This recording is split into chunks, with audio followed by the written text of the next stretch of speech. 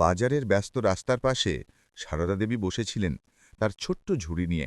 সেই ঝুড়িতে তিনি নিজের হাতে তৈরি করা দীপাবলির জন্য মাটির প্রদীপগুলো সাজিয়ে রেখেছিলেন।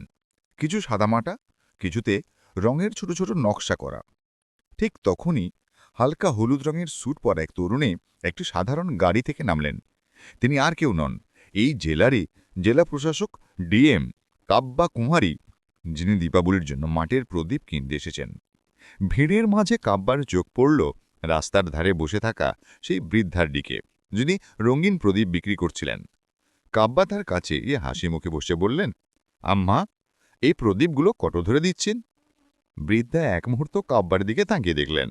কণ্ঠে ছিল এক অদ্ভুত মায়া, মুখে একটুখানি হাসি। বললেন, নাও মা, যেটা পছন্দ হয়ে নেই নাও। সাদাগুলো 20টা 50 টাকায়, আর রঙিনগুলো 20টা 100 টাকায়। আব্বা একখানা রঙিন প্রদীপ হাতে নিয়ে বললেন, আম্মা, আপনি খুব সুন্দর প্রদীপ বানান, এগুলো সব আমি নেব। সারদা দেবীর মুখে আনন্দের আলো ফুটল। আজকের দিনের প্রথম বিক্রি হয়ে চলেছে, সেটাও এমন ভালো। তিনি তাড়াতাড়ি প্রদীপগুলো কাগজের ব্যাগে ভরতে লাগলেন। ঠিক তখনই জোর আওয়াজ করে এসে থামল এক পুলিশ মোটরসাইকেল। তাতে নেমে এলেন ভারী চেহারার এক ইন্সপেক্টর, ধনপাল যাদব। মুখে গাম্ভীর্য, ঠোঁটে পান খাওয়ার দাগ। নেবে তিনি গম্ভীর গলায় বললেন, এই বুড়ি, আজ কি বেচছিস? তার চোখ সরাসরি গিয়ে পড়ল বড় বড় সুন্দর রঙিন প্রদীপগুলোর দিকে। সারদা দেবীর হাসি মুহূর্তেই মিলিয়ে গেল। কাঁপা কণ্ঠে বললেন, জি জি সাহেব, প্রদীপ বিক্রি করছি। ধনপাল বলল, দেখছি তো, ওই বড় বড়গুলো সব প্যাকট। থানায় দীপাবলি করতে হবে, আর বড় সাহেবদের বাড়িতেও পাঠাতে হবে। তাড়াতাড়ি কর, আমার সময় নেই। বৃদ্ধার হাত থেমে গেল।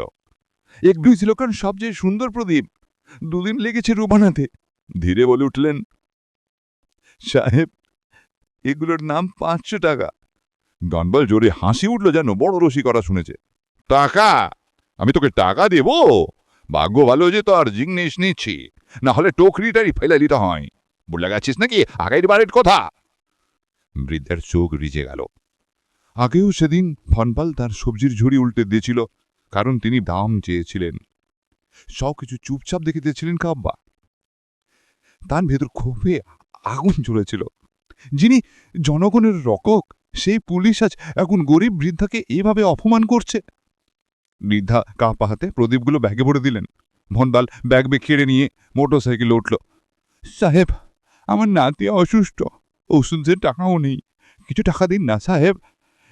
बाकी एपिसोड देखने के लिए हमारे चैनल को सब्सक्राइब करें और नोटिफिकेशन बेल को ऑन रखें, ताकि जैसे ही नया वीडियो आए आप सबसे पहले देख सकें।